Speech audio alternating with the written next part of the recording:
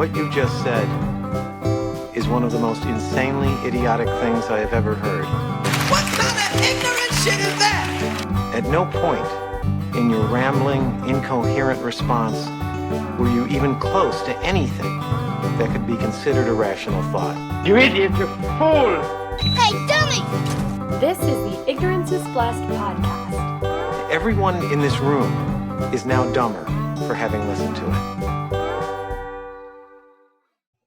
Hey, bitch. Wait, you're muted. You're still connecting. Okay, just kidding. Hi. You have like a full setup. I'm so impressed. Yeah, down. What? You have your own meeting ID for the Yeah, podcast? I paid for it. How do you do that? That's so cool. Well, you have to pay for like, let me do this. You have to pay for Zoom Pro. So I paid like $100 and something for the year. But I was like, this is going to be the future. And you can write it off if you have a podcast. So yeah. And then how did you hook your mic? You hooked your mic up to the... Between the two of us, how many podcasts we do? I've just hit start recording because I feel like we might get some gold. No, between the two of us, we have 3. She's got a separate one that's like about I thought she was like 5. No, well, one of her podcasts, Getting to Know You, just like, I guess they got to know each other. And then they're like, well, this is over. I don't know. Because the whole premise was like 2 people who didn't really know each other. And then it just sort of dwindled out. And I don't know if it's ended, but she hasn't done it in forever. Yeah. And coronavirus or just like one of those things where it dwindled out, as we have all done so many of those things where we're like, let's start this cool project that we'll do forever. And then we do 3 of them and you're like, all right, how's your podcast? Well, I started a podcast during the quarantine, like a pandemic podcast called People Pleasing. Yeah. And I started it like 3 months ago, and I feel like I've outgrown the whole topic of people pleasing. You're like, I'm tired of pleasing people. I've grown out of this. I fixed myself. I went to an online Al-Anon meeting. I went to one online Al-Anon meeting and I'm healed. I just feel like I did so much reflecting, because that's all there was to do when you live alone. Yeah. And you're alone with your thoughts all day long. And you're like, I'm in sobriety, so I'm like doing all that work and shit. So I'm just like, I don't even like resonate with this, but I don't know. I'm just like, I can't give up on another project, because that's what I do all the time. Same. My Moon Me podcast, I was thinking, it had so many downloads. You had so much momentum. Why did you stop? I'm saying that like I don't stop things all the time. I stop things all the time. Dude, my first episode had like 6,000 downloads. And I was like, this podcast isn't going anywhere. Oh I'm no. Is the theme of this episode self-sabotage? Yeah, I think so. Okay, you guys, by the way, I will have done an intro by now, but I might leave some of this on the top. I'm with Dana Moon. You guys know her. You love her. Hilarious comedian. Fucking one of my best friends forever. I wanted to talk to you about, it doesn't really matter. I just wanted to talk to you because it's always a good conversation. So I tried to shoehorn in a topic like being alone during a quarantine, but I think self-sabotage is a great topic because I do it too.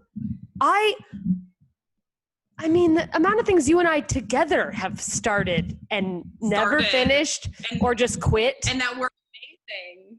Yeah, we've had multiple sketch things. We literally had 3. Hold on. How many sketch groups have we had? Happy Holidays. Yeah, we had Cheat Day. I think. Keep it 100. Oh, I forgot about that. Oh my God. Wait. And through it all, we managed to never start a podcast. So you're welcome, everyone. Which is like probably what all of that should have been, is just a podcast we started years ago. And can you imagine if we started a fucking podcast in 2012 and we were still doing it? Oh, it hurts me to think about. We literally would never have to work again. We'd be, like, I feel like we'd be full-time podcasters. Yeah. But you can't dwell on the past. You know, you just, every day. You really just can't look back. That's also something that I did in quarantine, is I was looking far back as college Are you chugging a LaCroix? Oh, Oops. Pamplemousse is my favorite. It's good. This is passion fruit, Oh, actually. it's passion fruit. Oh, no. I've been having so many, and I'm like, am I trying to look back, or is it just like the amount of time trapped alone in your house makes you have flashbacks almost? I think so, because I spent college at USC like quarantining myself because I was just paralyzed in fear. Like I couldn't go out and do anything unless it was going to class or like getting blackout drunk. Like I didn't like college. My first year of college, I was just in my apartment all the time alone. I was so sad. I was so depressed and scared. And well, you got an apartment? I had an apartment just my first year at USC because I transferred into USC. So I think that the quarantine is making me, I'm like remembering I was just like alone in California. And you didn't know anyone here? Yeah. And I didn't really, I mean, I did go out to parties. Like I was social, but for the most part, I feel like, yeah, I was like in my apartment a lot. So I think that just made me, this whole thing that's happening is just making me like, oh my, like just see the thought patterns that I had back then. Yeah. Do people think like this? I mean, the thing is like, I do, patterns? But then I go, is this normal? Oh, I think now more than ever, people who didn't before probably are now because they're stuck with them. I feel like so many people stay busy or go out, and it's like, yes, there are people who are just naturally social, of course, and like I like to go out, I like to be with friends, etc. But a little bit of staying busy and going out, I think, is avoiding doing that. It's like, oh, I don't want to reflect like on yeah. It's its own addiction. I feel like I need to. It is its own addiction, and there came a point where I was just like massively obsessed with it. Me, like, and it almost became like just so self-indulgent and so self-serving, and it's like, what am I actually doing other than just like sitting in my head and spiraling over my thoughts? Yes. And like being aware of my thoughts and being aware of how fucked up they are, and then being aware of like, okay, I'm going to make an effort to change them. And then it's just like, what did I do all day? Like, how am I contributing to society? I relate to what am I doing so deeply. Cause like, it's like when people go like, what do you do for fun? And I'm like, fun? I don't. What is that? Like, there's so many days where I'll get so little done, like on paper. It's like, what did I do as far as accomplishing a task? But I'm still like, where did the day go? I just spent it in my brain. Yeah. Yeah. Doing what? And then what were you actually doing? Well, yeah. All that time spent not doing these, array of the things that you've stopped doing, projects and I don't know. Self-sabotage is such a weird gray area because it's like, it's hard to tell. Are you actively self-sabotaging?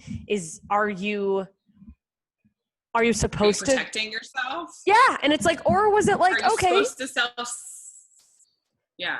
No, it's just like, were you supposed to move on from that project? Maybe it's not a thing you sabotaged. Maybe it's you just were. It was no longer serving whatever you need to be doing. But yeah. But then the other thought is like, or is that just what I tell myself to feel bad about all the self-sabotaging? True. I mean, yeah, I wish I knew the answer. I definitely don't know anything at all, is what I've learned. I'm like, I can't even like trust myself. Yeah, I think it's just like, if you do self-sabotage, I think you do it up until a point where you're like maybe just bored by your own patterns and just kind of like, what if I actually try to like really go for something? Yeah, like what if I through? Yeah, it's like, what if I finish one fucking thing for once like, in my like why not? Yeah. Well, and the crazy thing is I started realizing this recently. When I follow through on things and I'm actively like, I really want this, it goes pretty well come together. It's like, oh, imagine, like, that's so much power we have that we don't realize because we stop doing things. But it's like, oh, imagine if you just stuck to one thing and really worked hard for it, how big it could be. It's just so hard to stick to things. You're very spot on with that. And I was just looking at my patterns from like college onward, and it was just like any opportunity that I had, I almost like ran from. I almost like walked away from it rather than towards it. So I think I'm like, what if I just walk towards Something. what I want, yeah, and believe, that I deserve it, and stop making it so complicated. 100%. Let me ask you this. When you have that thought, and I'm more asking is like, because this is what happens to me. Does this happen to you? Where I'll have that thought and I'll go, yeah. And then I go, what the fuck do I want? Like, I don't, like, do you know what you want? Well, I know that I, like, for career wise, I want to be doing characters. Like, I want to be doing a sketch show like SNL or something similar. I want to be doing, or something like a dark comedy, right? Yeah. So like I want to work in TV, and then I want to work in film, and then I eventually like want to direct. Yeah. Oh, hi, Nicole. Yeah, that was Nicole. That was it. I saw Nicole. She can't hear you through headphones. Okay. Well. Yes, Nicole's ass, everybody. I hope everybody saw that bruise that I You inflicted on her with my mind. No, but it's just there on her big, beautiful butt. Fucking haunting. I can't believe you guys live together. That's so cool. It's so crazy. It just happened over quarantine because I was living with a roommate who was like, I have to move back home, like out of nowhere, because there was one earthquake, and she's like, I got to get out of here. And I was like, oh, great, cool. And her roommate happened to be like moving in with her boyfriend. So same time. Yeah, I literally called Nicole to be like, what am I gonna do? And she's like, well, I mean, you could live here. The timing. It's like that. Talk about that's supposed to happen. Well, that's kind of what we both thought. They're like, this is happening so perfectly timed that maybe we're supposed to live together. For sure. Yeah, and it's been great. And we, not circling back to talk about one of my on my other podcasts, but I don't know if we could have like kept the momentum with that without the situation. So it's been good, and that's growing. So woohoo. You need an extra podcast to promote all of your other podcasts. I know. It's just a promotional podcast. This is the podcast about my other podcasts. a podcast that reviews your own podcasts. Like those review like shows for Talking Dead after Walking Dead, but it's your own podcast. That would actually be very funny to do as like just a bit. Just like a group of really 3 or 4 women, and they review. Show. That's great. It's like a late night show where you just review people's podcasts. Honestly, this is a great idea. We're copywriting it. No one take it.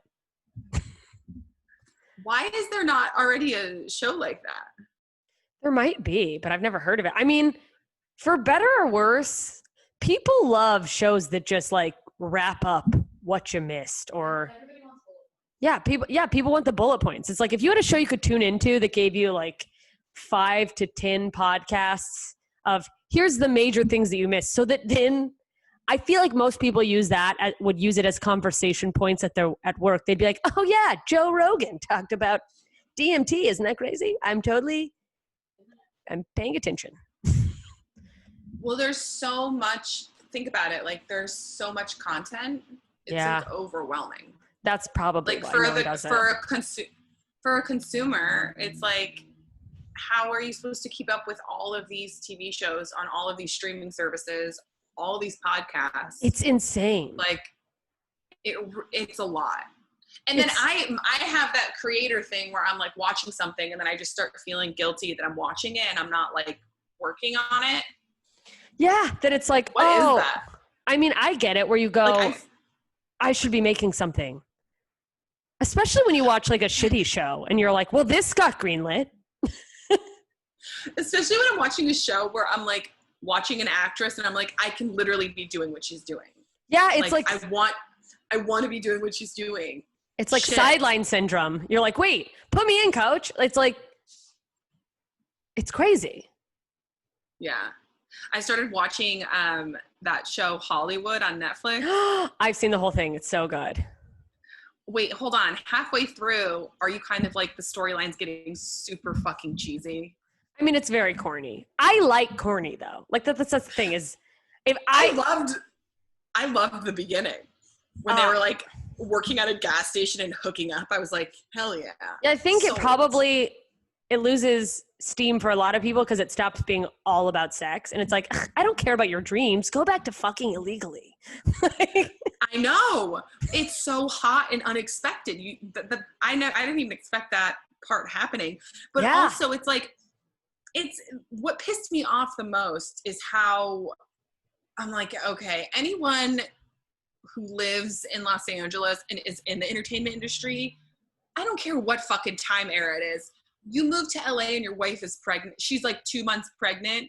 You're a dick. And he's like, this guy is, yeah, you should not get pregnant and move out here. No, but like the time span of him making it, quote unquote. Oh yeah. So like, that does not happen.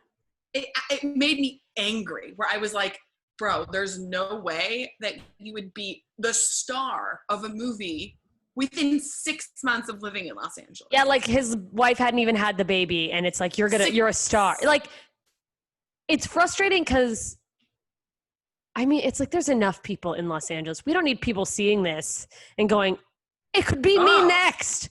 I just have to blow someone at a gas station and I'm going to be a star. Put me in the pictures. Like I'm saying, the pictures. You're a star. How many times did they say, you tell me you're a star? How does it feel to be a star? It's just a star. I'm like, Jesus. It's very cheesy. Is he egoic in the 60s? I mean, people probably, the people that those characters are based on or types of people they're based around, probably. I feel like I wonder if you can make it and not be a little bit of a psychopath. Like, it bums me out because there's people who are not great people or who are just like a little nutty like that. And I'm like, well, eventually like things will taper out for them and they don't. And I'm like, is that the key? Do I have to go, no, I'm a fucking star and I'm going to act like a star and the world will unfold in front of me. It's like, what? You know what? I actually believe that. Yeah. I think that my biggest hang up is not being deluded with insane confidence. Yeah, it's like self-worth. And it literally just walking around like an attitude like you need this. Because that's what I feel like the industry responds to. They're like, oh, I guess we need it. They don't even know what you're selling. They're like, we're buying it. We're buying I'm here for it. Like any type of self-doubt. They're like, no. I don't know. I think that that's true though. It does have, confidence goes a long way. I mean, I think we've all had days. You've had like days where you go out or nights you go out where you like dress up and you feel really hot and you're like, I could take on the world. And you feel like you're walking through bars, like everyone's fucking checking me out. Like not all the time, but I feel like everyone's had one of those nights every once in a while. And it's like, yeah, how can I do that every day? How do I harness that psychotic energy? How do I not have to spend hours and hours on doing my hair and makeup to make myself feel this way? Lisa's show that I did like 2 years ago, I did one of her shows for the first time, which is weird because I never did her Pretty Funny Women classes and she put me on one of her shows. Well, busted out. That must mean she really likes you because that is not a thing she does. So I think it's a very high compliment. I had to dress up and I never dressed up for stand-up ever at all. Yeah. I wore like a really low cut shirt and I put on like dress heels, which felt weird going on stage in dress heels, to be honest. Yeah. But my hair was curled. I had makeup on and I was like I feel good about myself, but I felt weird being funny, like looking attractive. Yeah, which is like fucked up. It's so weird. So I was like, I have to sell this. Like my tits are out. Like I can't be doubting myself. You can't, you know That's what I mean? so, Like you what can't a funny logic. guess yourself. Wait, Oh, absolutely. Like, you have a nip, I might have a nip slip. I can't be insecure. Like I gotta fucking own. Yeah, you can't have your tits out and then be insecure. People are gonna be like, I don't understand what's happening. Doesn't fit. But like you can't dress like that and be like, I'm ashamed. It's like, well, put on a sweater then, you fucking idiot. But I know. So sorry, go ahead. That was no. You're so right. And it was a huge learning lesson for me because I brought this confidence on stage that I've never brought into the stage before. Yes, it was so empowering. And I did 2 shows like that in San Diego. And I remember being like, oh, after this set, like I have this new type of, after these sets, I have like a new type of confidence that I'm bringing to my stand-up, which like really transformed my stand-up. Yeah. It just with more who knew? Just with more confidence. No, it's like it's something about putting on an outfit and like feeling like you're nailing a look. You're just that much more prepared to like be seen by a crowd. Like you're like, fuck you, I know I look good, so I don't have to worry about that. Not that it's very weird because the first time I ever had to do a set dressed up just on a regular show, it's because I was running late from a work event where it was like a fundraiser and I was in a dress and I was like, oh, well. And then I was like, that's probably going to be weird. And then it went well. And I'm like, why don't we? It's this fucked up thing where Who think told us that? Like several people, but I hate all of them. Like, did anyone ever tell you that? Like, we don't want to be too hot because it's distracting. And first of all, it's like, yeah, I'm never going to be so hot. It's distracting. Like I could be a nice looking girl. It's literally it's so archaic. Yeah, it's misogynistic. Also, and I think it is misogynistic, yeah. What's unfortunately, I think it's in our brains too that like, I don't like that I look at when I see a new comedian who's like really hot, I initially think like, she's probably not that funny. And it's this thing of like, you're hot. You didn't have to develop a personality. I'm not shitting on you, but like, yeah, but that's so dumb that the idea that you can't be both is like, why not? I know. You never know. She might have been bullied or, yeah, forgotten about, or she doesn't have any parents. You never know. Yeah. Well, it's like also that we feel left at a Waffle House.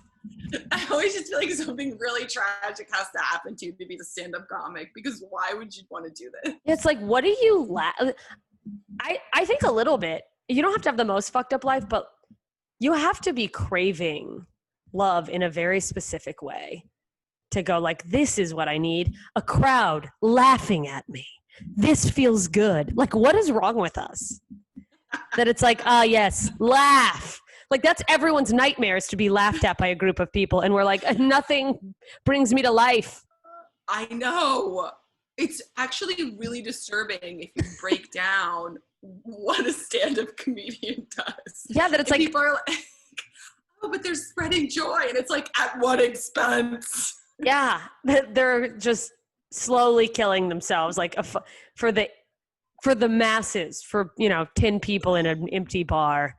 But no, yeah, I think that for a long time, especially when I first started, it was like a big validation. Like it was me needing validation. Yes. And I think that's also why I was obsessed with like being on so many podcasts and just like wanting to talk about all of my shit and like unloading all of my crazy and and like making it funny and like having all these stories and like getting caught up in dysfunctional men. And like I feel like that once I stopped drinking, once I got sober, I was like, oh, I was doing so much of that for validation.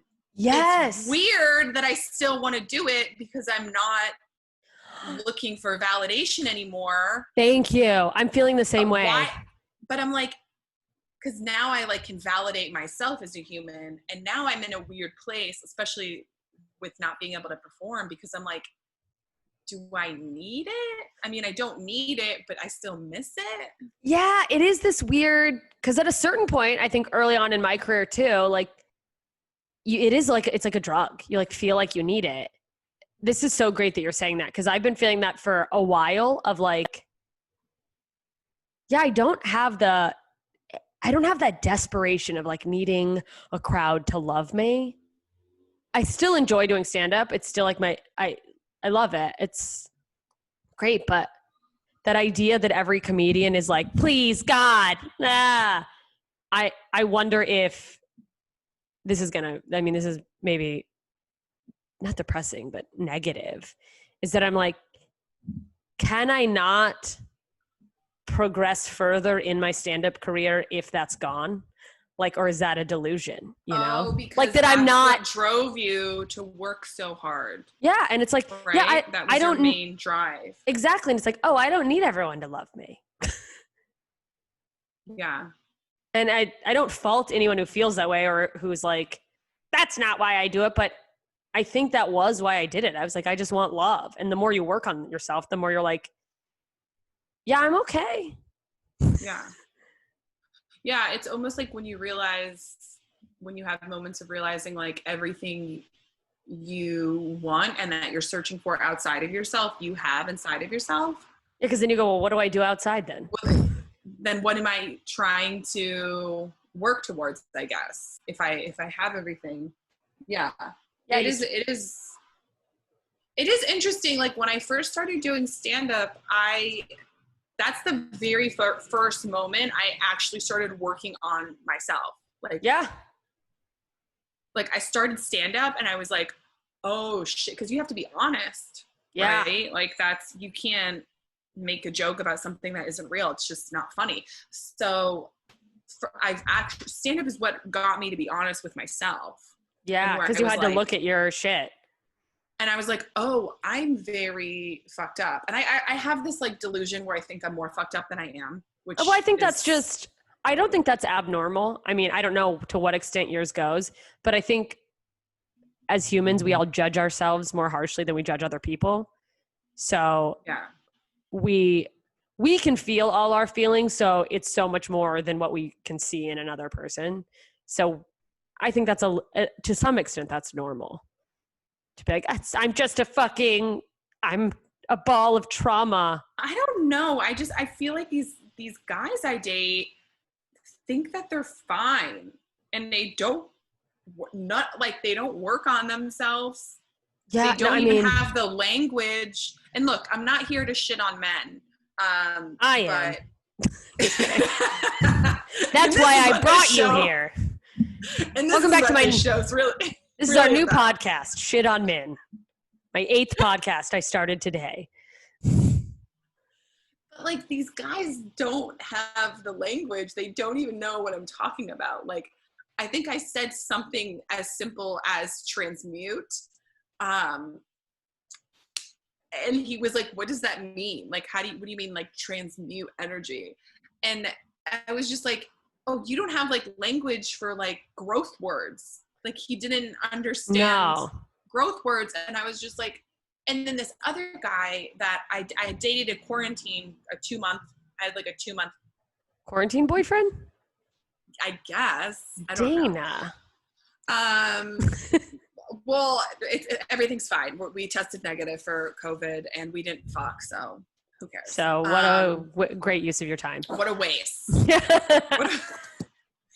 But this guy was like, yeah, I mean, he literally said, I went to therapy and then she told me that I was fine. I go, no therapist would say that you're fine and stop going. Oh, he's probably a narcissist. And that was a therapist's way of a lot of therapists, if they work with narcissists, yeah, what happened? No, you do like enough sessions from what I've heard from like reading and one of my close friends from college is a therapist, but like, if you work with someone and after a while, like nothing is ever their fault. Like they cannot, like they're looking for someone to just go, yeah, everyone else around you is bad. Eventually a therapist goes, well, you're never going to accept that you need to work on yourself. So I can't help you, but you can't that's a delicate thing to say to someone. So therapists will just go, I think that we've pretty much got everything under, we've done everything that we can do, and my I wish you God. well. Wait, I think this guy was a narcissist because his ex was codependent. Well, He was talking that's to his ex that was super codependent, and I was like, bitch, you're a narcissist because codependents attract narcissists. yeah, it's like sorry, hang on. Okay, you guys, we paused for a second because my roommate, co-host of my other podcast, Two Filthy Nerds. It's been like an ongoing bit on this episode with Dana being like, how many podcasts do both of you have? She heard me just say to Dana the thing about how therapists will drop a narcissist, but, try to be delicate about it.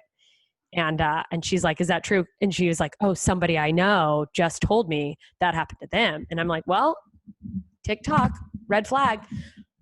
It's such a red flag when a guy you're dating goes, my therapist told me I'm fine and I need to stop coming. And I was like, and he was like bragging about it. I'm like, no therapist says that. Like, that feels so off to me. And no therapist goes, you're fine. He needed to go because his ex-girlfriend screwed him up. And then after they had like a few sessions after their breakup, she was like, yeah, you're like pretty much fine.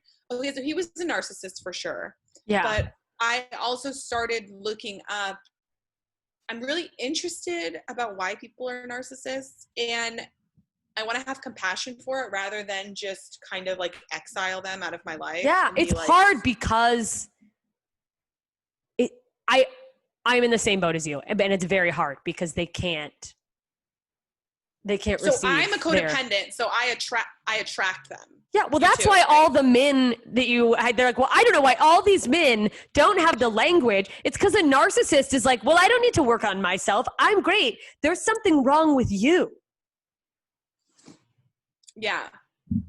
Yeah. And so apparently, what happens, there's like, their ego is inflated and they think that they're superior because they have very low self-esteem and low self-worth. And when having a codependent partner validates their self-esteem because the person's trying to do whatever they can for them. And they also can you can easily manipulate a codependent. Yeah, or an empath, a people pleaser. Yeah. Yeah. So that's the reason is they feed them compliments and what they want to hear so that they can get what they want from them. Yes. They tell you you're so great. Use them. Yes.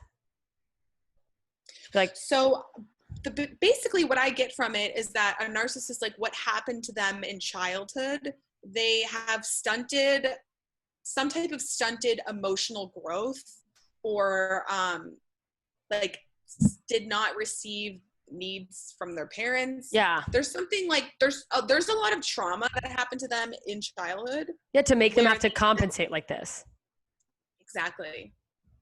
So I'm trying to have compassion, and I'm also trying to figure out if like other family members are narcissists, because I have family members that try to distort my reality, and I'm like, okay, wait, hold on. Like, this is off. Yeah. Well, I mean, I do have family members that are narcissists. I mean, my mom is like, I love her now. We get along because we, are not close. We never see each other. She's moving back to the United States, by the way. Oh, good. Where? Arizona. She has a job there. So that's great. Like northern Arizona, where it's like really pretty and there's like this huge lake. And I feel like that'd be nice for you to be closer to your mom. You can see more. But it's not so far that I'm like trapped in a foreign country with her, which is hard. Dude, your stepdad literally messages me on Facebook like every other week. Are you kidding? Is he still trying to get you to play poker, or does he just send you copy and paste messages about Jesus? He sends me everything and anything under the sun. I think I'm like under his like close friends on Facebook, where it's just always like message from Terry. I'm like, oh. Well, I'm so embarrassed. I'm like, am I supposed to apologize for that? I guess why am I friends with your stepdad on Facebook? Because and for the record, because in like 2013, you thought it would be funny to be friends with my parents on Facebook, and you opened up a wormhole. You did this to yourself, not to victim blame, but he's also like can barely read, so he may think he's messaging someone else. But That's so funny. He's also sent me some messages. I mean, he sent me a video that I think he thought was funny, but involved a man's ball sack. And I was like, hey, man, don't ever message me again. Like, this is, I don't know if you're like, she's a comedian. She hangs out with, crass male comics. She'll laugh, which I think was the intention. But I was like, I don't even remember what it was. I think a man like put a mousetrap on his dick or something. But I was like, yeah, I don't want videos of people's dicks sent to me by anyone, but especially my stepdad.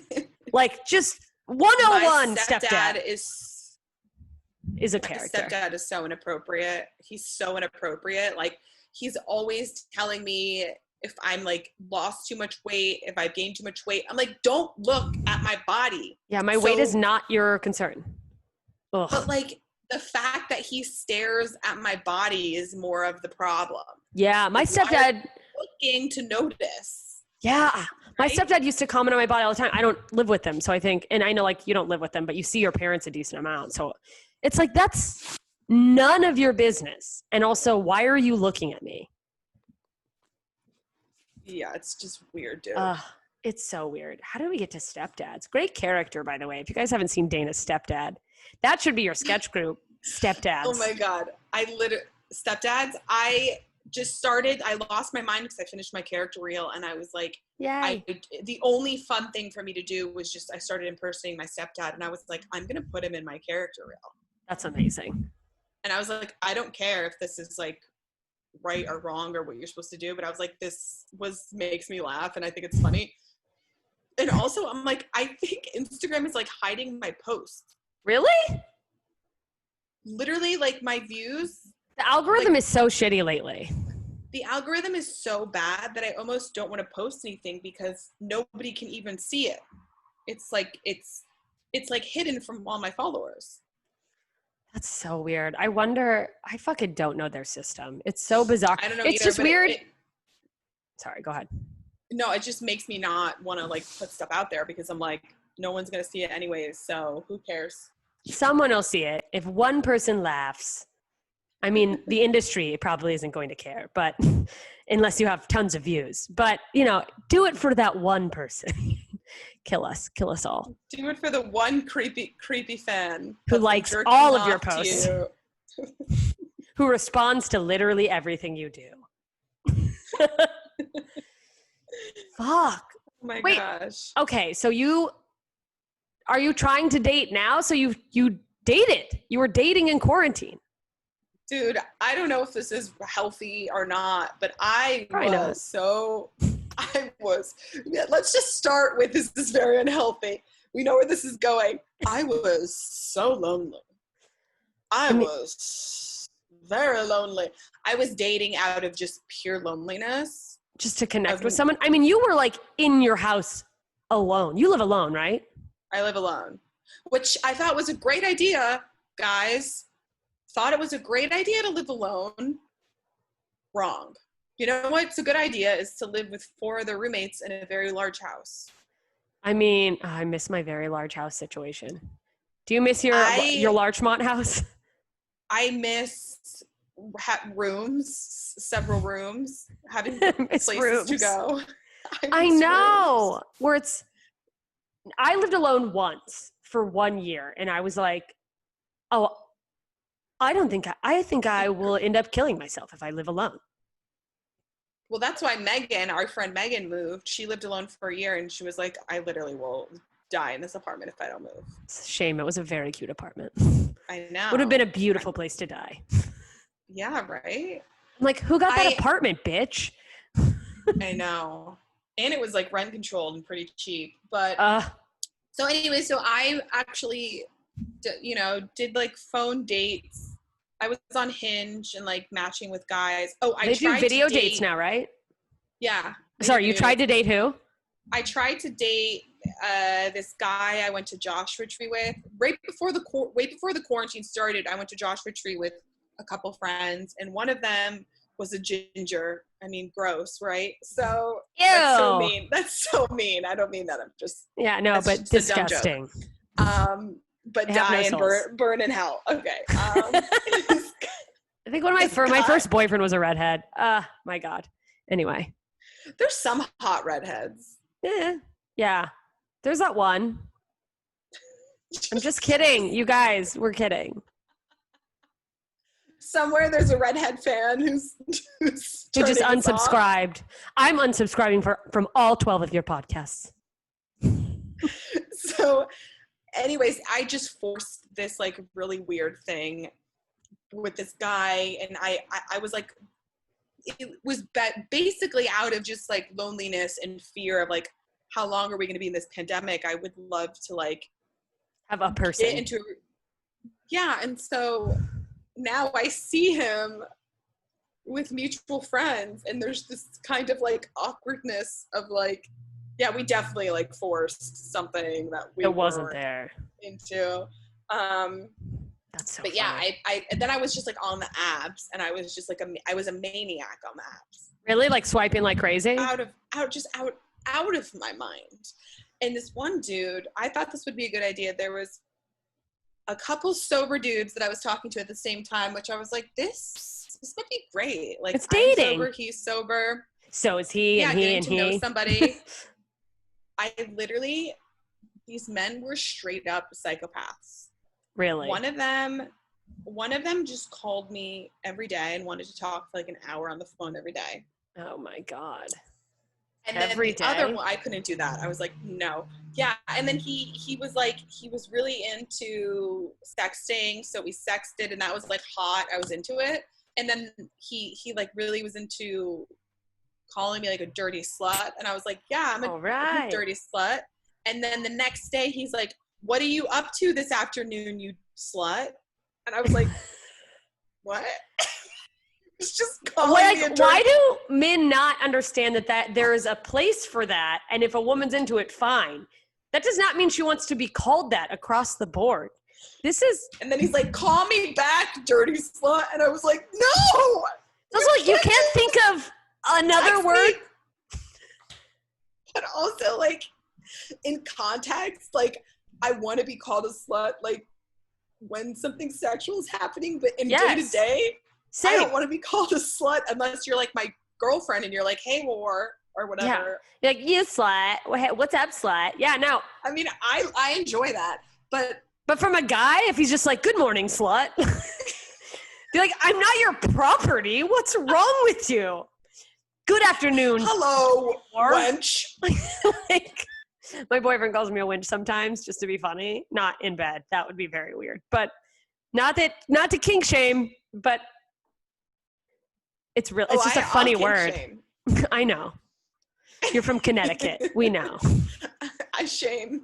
Honestly, I'm Across the surprised you board. let a man call you a slut in the bedroom in sexting. It's not in the bedroom. It's, Yeah. That's so Oh, funny. I'm into it. By the way, I'm into dirty talk. I didn't even realize this about myself.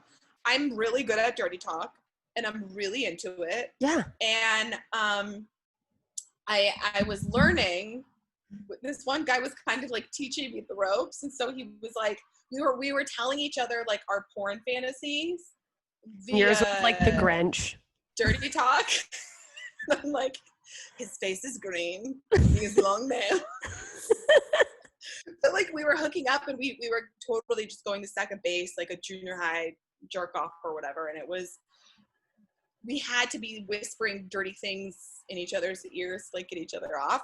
And so he was telling me about, he's like, yeah, I'm in a room with the girl that's blowing me and another girl that is going down on her. And I was like, well, where am I? Yeah. Like, I'm not in the fantasy. Like, he was You're just like, telling me about his threesome that didn't, he's like, yeah, you're like not in the room. like, you're hiding under the bed, ashamed because you're a gimp. And you're like, what? But like, it was kind of, I don't know, I kind of got weird because Like, you couldn't like bring me into this? Yeah, like I want to tag me in. And then he was like, I told him that my porn fantasy is two guys and a girl. But what he Amen. didn't know is that he thought it was like me getting fucked by two dudes. And my fantasy is that dudes are fucking each other and the girl. And you're like, yes, I support you. And then the girl's what? Sucking one of the dicks that is not in a hole? What is the girl doing? don't know, but I love it. I love Awkwardly parading around like, well, how do I the okay, seems like you guys are fine. I'm gonna dust. there's something about like two bisexual men and a girl I mean, that yeah. does it for me. I've looked up bisexual threesomes. It's fantasy. I know that I would never do that. So Yeah. that kind of gets me off in a fantasy world. Like, so then he was doing dirty talk and he was like, yeah, you like, so you like two guys. And I'm like, yeah, I do. And he's like, you want two guys to fuck you at the same time? And I was like, well, it's more actually, like unconsciously. That's like really turns me on, like my unconscious self. And he was like, no, this is fantasy. Like, stop. Like, I started to get like deep. you were breaking it down, like Freudian. I was like, my like unconscious self. And I think the real reason he's like, I'm just trying to come, lady. Yeah, he was like, stop. What are you doing? I don't need to know. Anyways, the whole point is that I just tried to date out of loneliness. And I guess, when you date, when your intention is off, you attract people whose intention is off. Oh yeah, when you're just trying to fill some void, do you think a little of you is like, oh, like the validation that even though you don't think you're seeking validation from getting on stage, not having that was like, well, I want someone to pay attention to me. The amount of, so a big defect of mine is getting validation from men. Yeah. Seeking praise and admiration and validation from men is a huge defect of mine that I am really like working on right now because I don't like that about myself. I get it. Actually, like, it's the one thing that I'm like, I have a lot of shame around because I don't want that, but it's like my go-to. I just start doing it without even realizing it. And I was attracting like the neediest guys ever. And this one guy was so hot.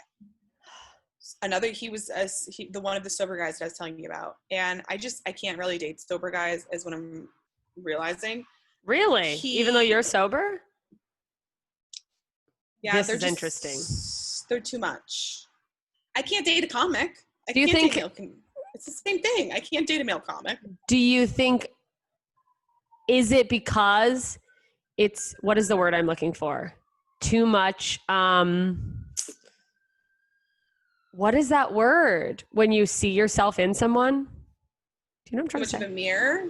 Yeah. Like. No, it's not that. Okay. I think that sober men are just children to me. They feel very much like young boys. I think a lot of men just are like that though. Yeah. I mean, yeah, I would agree with that. I guess something about drinking a beer maybe adds like 2 years. Yeah, he's a man. He's drinking beer. But like, he has facial hair. I don't know. Yeah. This guy was like, this was the craziest thing because I didn't respond to him for like 15 minutes. Yeah. Because I was writing or doing something, or maybe 30 minutes. Living your life. He freaked out on me. And he completely lost his mind. And I was like, it was such a bummer because I feel like, it's like, man, everything else was so great.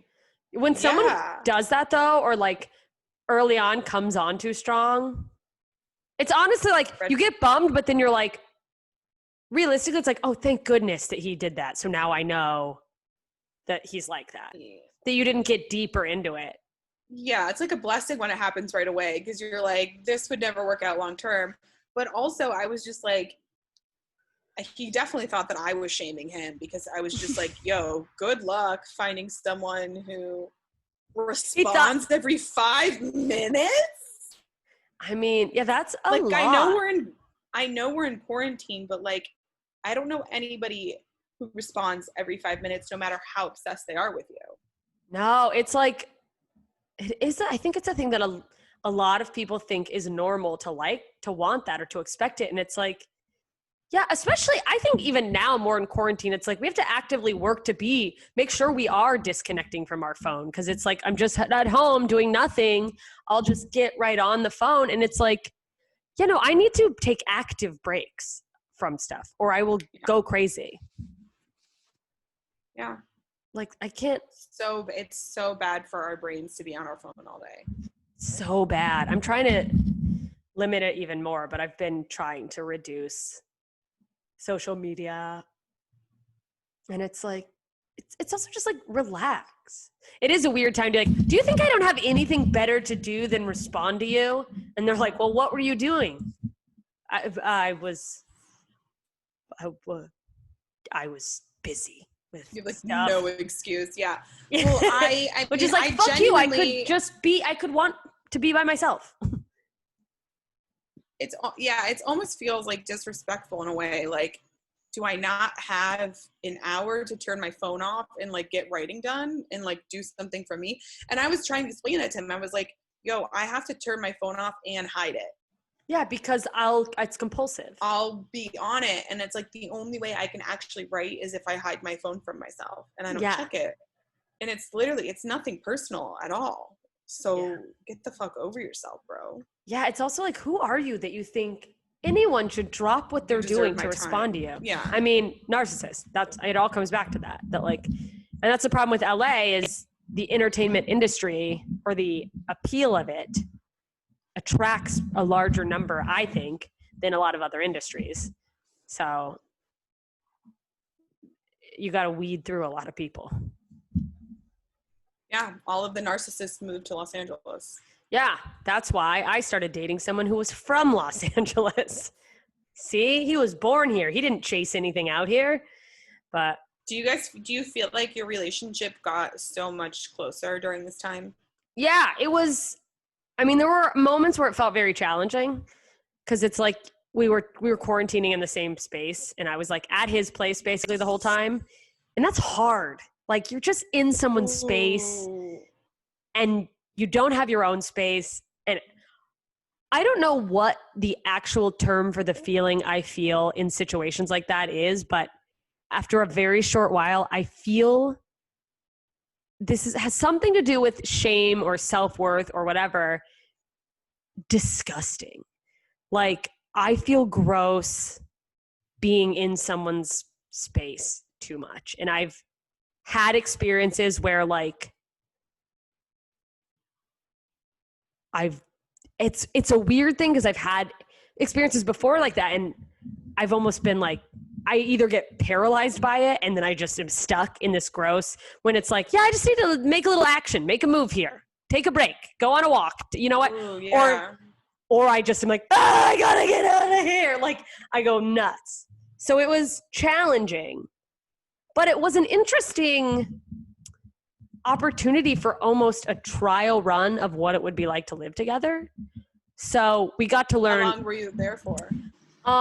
I moved into my new place in June. So half of March, April, May. Because my roommate, which I don't fault her for, but my old roommate had been like, hey, I don't want to be a bitch, but I'm extremely anxious about this virus. Could you either stay here or stay there? Because I was coming back and forth a little. I just moved into that place. Like I didn't stay one night at the apartment I was in before this one. It was just my stuff there. And she's like, You literally moved your stuff into an apartment. Yeah, I paid like I was like an over $1,000 storage unit is basically what I did for 2.5 months, which I try not to think about because it makes me want to stab my eyes out. But she's like, I don't mean to be rude. I am just extremely anxious about this whole virus, but I was like, you know what, I get it, and I don't want to be contributing to your anxiety. That's fine. He and I talked about it because we were feeling the same way. We shouldn't be going out and about and back and forth. Does he have roommates, or just he has one roommate, and she was great. He's like, I was so worried that like we were going to drive each other crazy, but it's been so easy. And like there were just moments of it too, because I'm a workaholic, so I'm taking up all this space trying to still podcast and like in his room, or like trying to find. It was chaotic, but we learned what it's like to live with each other, which I've for sure made the mistake of moving in with guys too fast. So that was cool.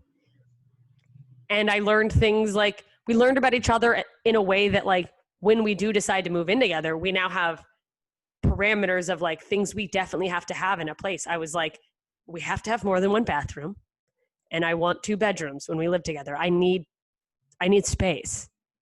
Yeah. Like, I could never live with a guy unless I had my own bathroom. yeah, Just because, like, also that's the quickest way to kill romance is to share a toilet. I know. And Right? we did. And there were sometimes he takes long showers, and I would like, the coffee would hit me, and I'd be like, you got to get out. Like, there was only 2 or 3 times, but it was 2 or 3 times where I had to knock on the door, and I was like, dude, you have no hair. Why are you still in there? Like, stop You're it. wasting water. What are you in there hiding from me? Probably. I'm annoying. Please God, I'm going to shit my pants. And one time he was like, the door's unlocked. Just come in. I was like, no, I'm not going to shit while you're in the shower. I will not do that. I have to draw a line. Do you want this love to die? Would he, is that something he would be fine with? I think he would be fine with it. I don't think he would ever do that to me. Well, if I said he could, I don't know. Maybe he would. I think he'd be fine with it. But I was like, no, I'm not fine with it. Like, I don't want to. Dude, that's so, talk about intimate. I know. But it's like, I can't expect you to like later tonight find me sexy if 4 hours ago you saw me like, Pooping. yeah, because my poops are rough. And one time, I didn't know this, but apparently I make noise sometimes when I poop. Like, it's my little body squeezing out huge poops. And I had a guy I dated once go like, it's really funny, I can hear you like groaning through the door when you're pooping. And I was like, what? I think I stopped immediately after that moment. I think I'm hyper aware now when I poop. I think I'm on the toilet like trying not to make noise if it's, you just, like, when you're like constipated or whatever. And it's just like, I didn't know. So funny. I was so set, or like, I was so, I don't know, animalistically needing to get shit out that I didn't even know I was making a noise. But I was apparently going like, just fucking disgusting. It's disgusting. And then I'm supposed to like, yeah, while you're showering. By the way, not a curtain. It's one of those like glass wall showers. Like, there's not, no. That's what I envisioned. That's so weird because that's what I envisioned. Yeah, it's, but now we know, and we were able to effectively communicate when it was like, when we were really stressed out. So it's like, oh, I could live with him. And what's crazy is this is the first guy I've ever dated. Maybe not ever. Maybe someone in high school was healthy. I don't know. It's hard to tell. But like, he's like so emotionally healthy. Might be I feel like this might be your first healthy guy. I mean, that's how it feels, right? Because, I mean, it's like we're very similar. And like, I dated several narcissists. And it's like that like energy of, ooh, someone I can help. Or like, I don't know what the fucking gross codependent energy is. But like, he's from a good family. And he like has communication skills. It's like, oh. Wow, those so lucky, those people. I know. It's like, that's the interesting thing has been that like this whole quarantine, it's hard on all of us. We're all losing our minds. But I feel like it's exceptionally hard for him in a way, not that I'm like, poor baby, but it's like, oh, you've never had trauma. Like, this is your first trauma. Whoa, really? Which is crazy because it's like, this is hard, but it's like, yeah, I've done hard. Sure. I'm used to dark feelings, you know? And it's like, I don't think he's ever felt depressed. And it's like, oh, wow, you have not experienced this, which like is great in the grand, you know, what a blessing that this is the worst thing to ever happen to someone. But like, it's interesting being with someone who hasn't had to experience like this level of insecurity or uncertainty yet. But also it's like, I mean, just, I feel like people who have a lot of money they look like they're in luxury. They're quarantining in luxury. They have these houses and stuff. Yeah. But if you look at it relative to their lifestyle, they can't travel like they used to. Well, yeah, and it's right? like there's the cynical person who grew up poor in me was always like, and there's still a little part of me that's like, oh, boo-hoo, bitch, you can't go to your vacation home. But suffering is relative. You know what I mean? Yeah. It's like, if someone has had everything go right, then like something going wrong. And if they've never had trauma and if they've never experienced any obstacles in life, then this is a really big challenge for some people. Yeah, because I've always had to go with the flow. Like shit just always went awry in my family growing up. Yeah. And a lot of trauma happened and a lot of like devastation. Like I've experienced so much death and like all this crazy shit at such a young age. And I just had to like go with the flow of absolutely all this insanity. So it's almost like this, everything that's happening in the world, I'm just kind of like flowing with it, being like, okay, like yeah. Well, and it's obviously like that's this is terrible. Supposed to happen, I guess. Same. Yeah. It's like in a perfect world, no one would have to go through anything, you know, like, but it is this weird thing. Yeah. That because of our childhoods and like whatever happened to us, like we have this, it's almost like a muscle you've built to like, okay, and here's the part where it doesn't feel as good. It's one of those times. Whereas like someone who's like, I've started doing bits about it in relation to bits about it when I do a Zoom show once a month, but like in relation to depression material and just people being like, I've just never felt this bad before. And being like, oh, well, I've felt this bad the whole time. Remember when you told me I need to just cheer up? Yeah, this is how I felt. But like, it is. That's really funny. Because if you've gone, especially like the longer you go without a feeling, I'm sure it's just interesting. I'm not saying anyone is better or worse or comparing traumas, because I think that's ridiculous, but it's just very interesting that suffering can be so relative to whatever your life experience has been. But this is the only relationship I've been in this long where I've made it to this point and felt confident that like it could last. Like at this point in any other relationship, I was like, I have to get the fuck out of here now, immediately. I'm leaving. So now this is like, oh, I could be with this person. Yeah, I could be with him, which is like very like marriage. Yeah, which this is like, I've passed my normal timeline of a breaking point where I go like, fuck this, I'm out. What's that, a year and a half? 2 years? I've never made it. I've never made it a year. Like 9-10 months. Okay. Multiple people think that I've been in relationships that are very long. And I think it's just because I'm obnoxious when I'm in a relationship. Here's my boyfriend. We love each other. Okay, now I'm done. I always think it's like a year and a half. No? No, never. It's always around 9 or 10 months. My last relationship before this ended exactly at 10 months. And I was like, whoa, weird. But it's, yeah. And I don't know if it is weird though, because quarantining with someone, I think does take away a little of the new relationship magic. Like I feel like we've been together for years. Oh yeah. Yeah.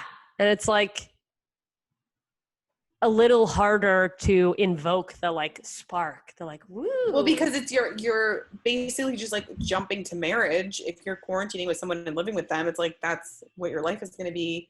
Well, especially without having your job to go to, because he travels all the time too for work. And it's like, we went from both being gone and seeing each other when we're back and touring to like settled in. Hunkered down. Yeah. But I mean, I don't know. I think this is good. This is good timing. This is the time in your life that I think is ideal to meet someone you want to be with forever. Quarantine or just the age we're at? The age we're at. Oh. That would be weird. I'm like, everyone get married. 16-year-olds get married. Quarantine. It is it is a unique time too, because there's this sort of the whole world feels like it's a little on pause. So we're all in it. And do you think a little bit of you that, like, so having that feeling that you feel like this is a good age, do you think a little bit of that is driving your dating app behaviors? What do you mean? Like, are you on the apps a little bit more because you're feeling this, like, now's a great time to settle down? Yeah. Do you have a marriage clock? No, but I think that I wasn't able to see the beauty of relationships when I was so in my own head all the time and in my own dysfunction. And I looked at it as like a trap. I thought relationships were like a trap and I was going to be stuck and it was going to be painful. And like, I had all of these ideas from watching my parents of what a marriage is and how painful a marriage is and what it does when it ends. Yeah. So I think when I like deprogrammed all that shit and I got out of my own way, I just realized, like, you know, when I turned 30, I was like, oh my God, like a marriage is like beautiful. Yeah. Like, that's actually a really amazing thing. And to be with somebody for a long time and commit to them is like really special. And if you do it right, it can add a lot of value to your life. So I think it was just growing up. You just had to. Just growing up in now, I don't know, something about the quarantine. I don't know if I'm like repeating myself, but I like want a family. Is it just because you're alone in an apartment and you're like, is this all there is? I also think you're at an age where everyone wants a family. I am having baby fever. I want a house. I want a husband. I want a family. I like want a career. I want everything. Yeah. And it's like the one time everything in life is on pause is when I realize all these things that I want. You want that is like, oh, I can't go out and I can't go seize any opportunities. But I never thought about like a husband and kids. And it was just never on my mind. No, I mean, I think it's weird because I think it speaks volumes to what taking a moment and like pausing can do. And we've been forced to pause. Yeah. We don't, everyone's go, go, go. And in a normal scenario, whatever that means anymore, is like nobody's taking time, really enough time to reflect on what they really want. To see what they want. Yeah. Which is like leads back to your question when you're like, what is it you really want? Like, I never knew what I really want for my career. Yeah. Right. And so now I'm like, also, I'm at this point where I'm like, okay, anything to like make money doing comedy is kind of what I want. Like, and in this moment, like I'll literally do anything. Anything, guys. Right. You guys have sex with me on camera. That'd be hilarious. As a character, it's still comedy. There's this bit I'm doing called Girl with an OnlyFans. It's great. Anyway, I jerked off with a sock yesterday. Inside the sock was in me. It's a hole, but it pays the bills. Wait, some girl messaged me and says she has a comedy OnlyFans and for me to get one. She's lying. If she's making a lot of money, unless she's a comedian that everyone's heard of, then maybe. She's lying to you, and I guarantee she's being sexual. I'm going to probably get canceled for this, but like, yeah, that's called a Patreon. Like, right? People go to OnlyFans and then like you might go, they subscribe, but they're gonna be like, oh, you want me to keep subscribing? Show me your boobs. Or people go like, oh, I'll give you $100 if you do this. It's a fucking slippery slope, dude. Be careful. You have to show your tits to be on OnlyFans. You don't have to. Like, it's not written into the website rules, but like people are going to OnlyFans for that. Snatch. I mean, yeah, if you want to make money. Snatch. They want to see snatch. They want to see butthole. They want to see holes. They want to see deep, cavernous holes. Moist. Are you serious? Wet, penetrated, ideally, holes. But not by anything that's too intimidating, unless maybe that's what they're there for. The girl that makes the most money off OnlyFans has never been fully nude. The girl with the most followers. How do you know that? I looked her up. Did you look up? She makes $1 million a year off OnlyFans. And she's like, I've never been fully nude. You know what that means? It means she pulls her underwear to the side when she masturbates herself. And she's like, I'm wearing underwear. I'm not fully nude. could be very wrong. I'm just being a bitch. And I'm frankly bitter about all the money she's making. I think there's something to be done with your characters. I mean, like, I feel like you're starting to put out more stuff, but you've done one or two videos I've seen, not super recently, but where it was like, you cut it so it's characters interacting. Like knowing that you want to do characters, do you have any plans to try to cultivate that as far as like your own projects, or is it just putting stuff out on Instagram and YouTube? No, I definitely want to put together like a sketch show. Yay. But other than just doing it on my own, filming it on my own and like, or collaborating with people, it almost feels like you just have to make your own stuff right now. Absolutely. But I think if you can afford to invest a little in just the like necessity equipment, it's a great time for that. Like yeah, I bought really nice Rode wireless mic. So I need to buy lighting. And I actually was like, I should just buy a nice camera. Like, why am I not? Yeah. I mean, your phone does a great job, but yeah. And set up a studio in my apartment and just have it ready to go. I love that. It's like, I've been doing all this like frantic, what can I do to like, on the outside, should I do a different career, or like freaking out? And then it's like, I have two sources of stuff I'm putting out that I can lean into and like cultivate the people who already like my stuff. I think that's a great idea. Yeah. Yeah. I mean, it's definitely like, I just finished this new character reel that I'm super proud of. It's like, it's definitely my best character reel I've ever done. Yay. And Are you listening, SNL? Is Mad TV coming back? Lauren, I have a dead father. I know you like people with dead parents. He does. True. We're in. Made this wig room. There's this room that wigwam? I don't know what to do with. And there's a shelf on top, and I wallpapered it, and I put all of my wigs so that I see them every single day, all the time, and it reminds me to work on characters. I love that. It's almost like a vision board where you like see it over and over, and it just gets in your brain to not forget. Like, that's a great positive outlook about not having a door. I'm just kidding. No, that's a big great. Closet. All right. No, I mean, it is a room. I think that's great. Are you doing, not to be, I sound like I feel like asking this question makes me sound like I'm so old. I just always see your stuff on Instagram. Are you also putting it on YouTube? Yes. Okay. I have been. That's good. Yeah, I've been putting stuff. I need to just be doing what does well on YouTube are parodies. So if I parody something and then like put that in the, that everyone's searching, that does really well. I also was kind of toying with doing like a different YouTube channel, just like starting a fresh channel. Because I've for had the my characters channel for like, I don't know, like aren't people like, I've had my YouTube channel for like, I feel like forever. That it's like, don't you want to start new? I don't know. Yeah, but then sabotaging myself again. I think so, because like you already have people on your page that are they subscribe to you, even if it's not a ton. I don't know how many you have, but like moving away from that, you could lose some of those followers, and they might just go like, "Does she not put out videos anymore?" People are lazy. Yeah.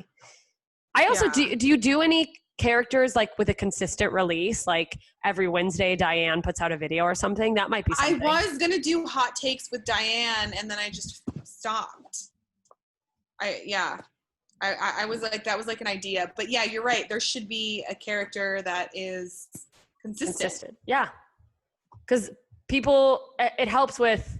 I hate it, and I've learned it through like the podcast, but like it helps when you're consistent. The numbers go up. But looking at every single person's Instagram that's like grown monumentally, they're so consistent with putting out content. That's the key, which is so hard because you get so critical and you're like, I don't know, this idea is not that great. It's not, or like consistency is hard. I am really impressed by people who can remain consistent with their content.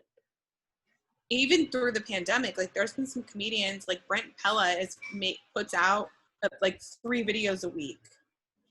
It's nuts. that are all like really good quality, like edited well, shot well, funny. I'm like, bro, how are you like, first of all, writing it? Yeah. Like, there's so many different aspects that go into it. And I'm like, I used to think I was a hard worker, maybe not.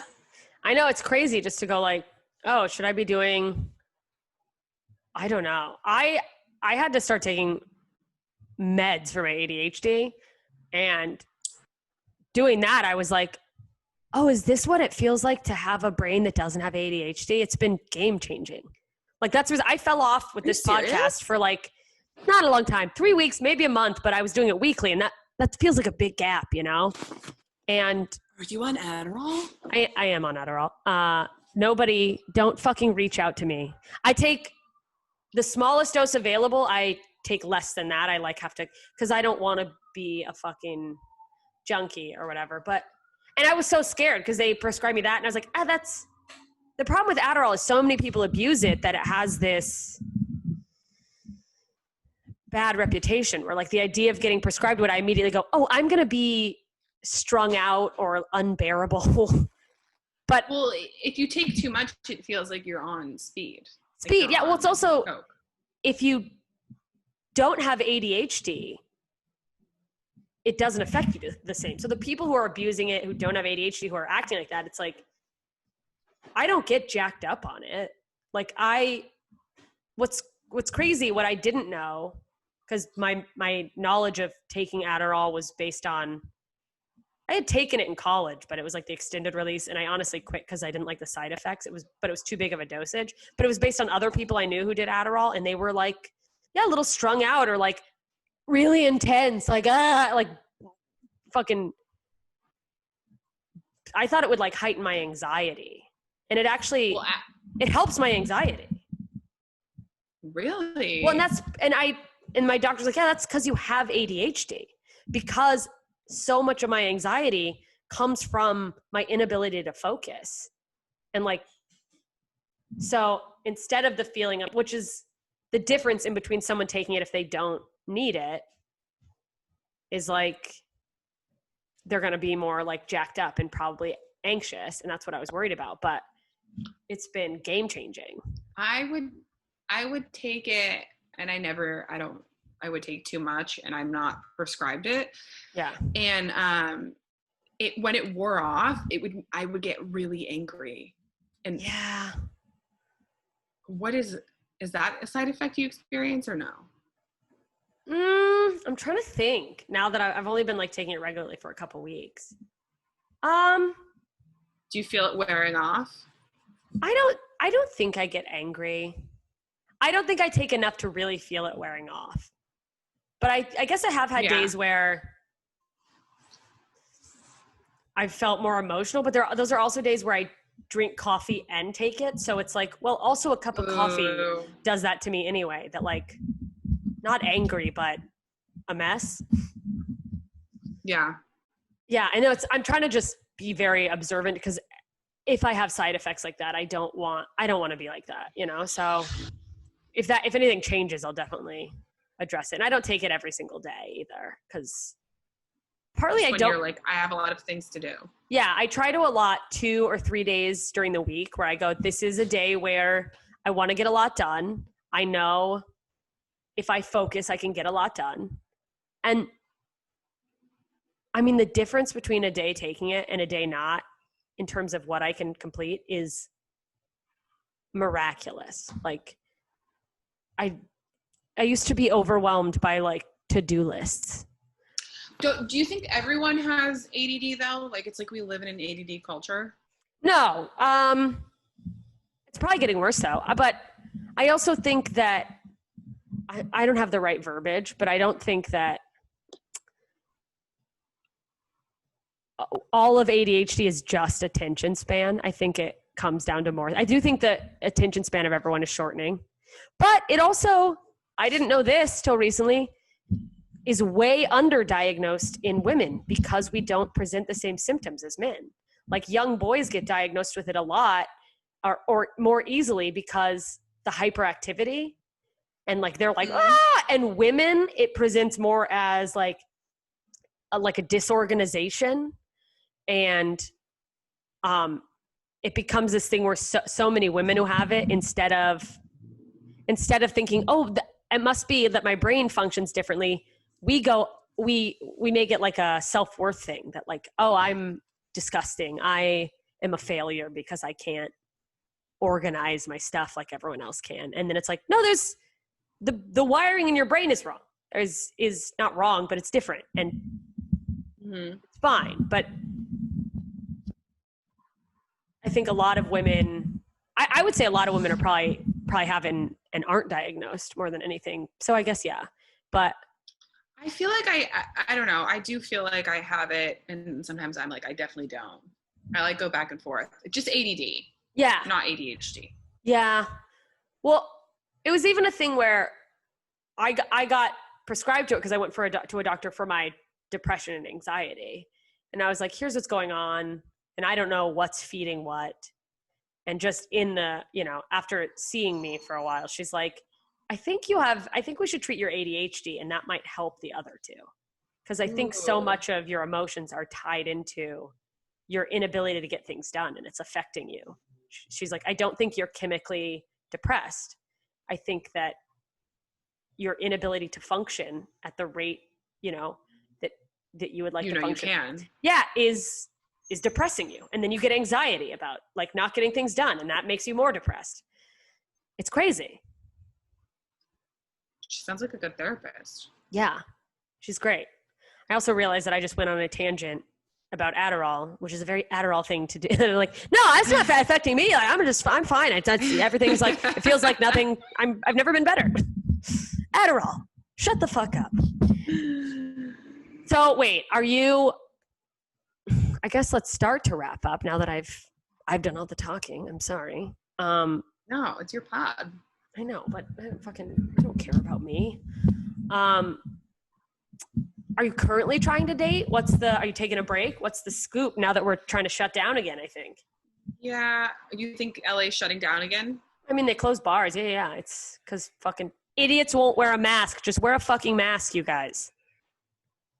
I don't even understand the whole people not wearing a mask. Like, I don't get why it's so hard. If you're indoors around other people, wear a mask.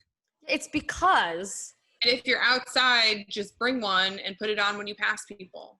People are selfish babies is literally what it is. It's a cloth over your face. And it's like, if for no other reason... I don't get it. No, I don't get it. It's not a big deal.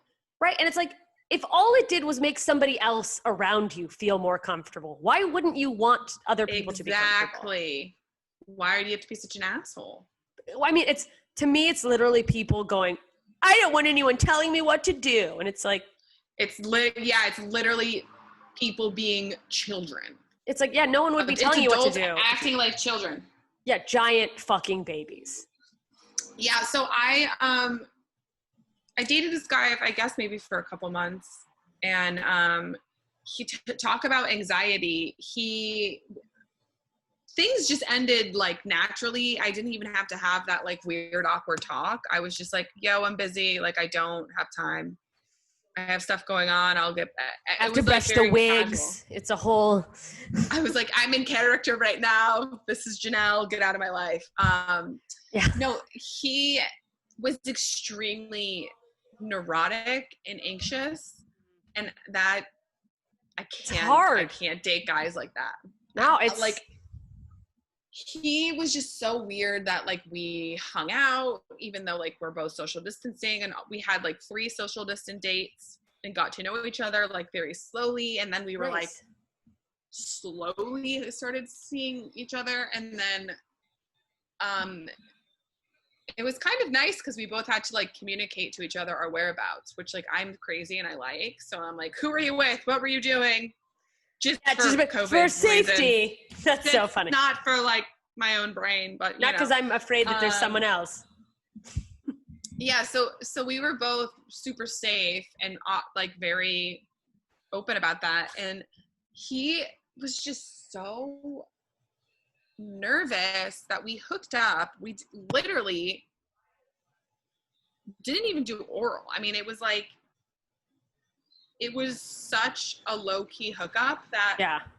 I can't believe that he goes, we never talked about STDs. Like, And what he do was you- nervous the whole week. He was nervous over it because we didn't talk about STDs, and he was nervous because of COVID. And I go, and it like ruined his whole week. And I was just like, no, I can't. This is So too you went a much. week before saying anything, and then he's like, it ruined his week. Also, like, yeah, no, I'm clean, and I didn't give your fingers syphilis. Okay, like, relax. Like, it was so insane. And I was like, bro, like, the extent of what we did, you couldn't even get an STD. So, and you're like, and also what do you think? I've just been sitting here living with an STD for months? Like, no. like, yeah, so insane. And whatever. So I was just super turned off from the anxiety and the neuroses. And it was just, I couldn't even like hang out with him because he was just so It's too much for neurotic the whole time. He was, yeah. And it just wasn't fun. But I think I'm just gonna actually like lay low, and I'm not gonna try to date. I'm going to lay low, 6 feet underground. I'm going to die. I mean, feel like it's just such a weird time. The timing to force something is just so insane. Like, Yeah. I can't force anything. Well, yeah, and you don't want So to start something that feels authentic to you that someone else is maybe just panic. You know, because a friend of mine said this to me, but it was my Madison Shepherd. I don't know if you know her, but she was like, we're going through a group trauma. Like, everyone's being traumatized right now. So she was like, I am not doing anything big for a year. I'm not changing any relationship stuff. I'm not going to move. I'm not getting tattoos. I'm not looking for another job.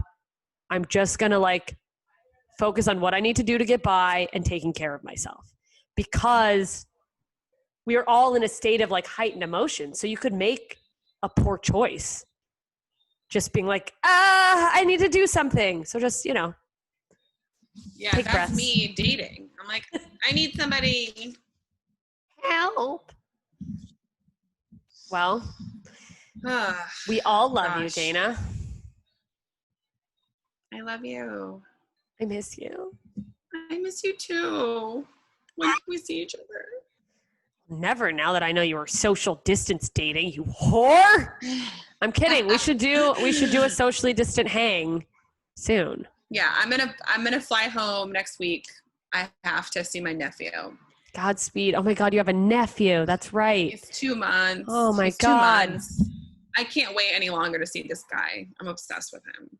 I gotta hold his. He gives chunky you legs. COVID and you die. He has COVID.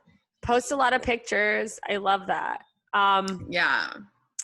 Well, where can people Excited. find you and follow you? And at Dana Moon Me. Yeah, on social media at Dana Moon Me. And my podcast is on iTunes. It's called People Pleasing. I want to have you on. yeah, have me on. I would love to be on. Yay. Yeah. That'd be great. All right. Well, bye everybody.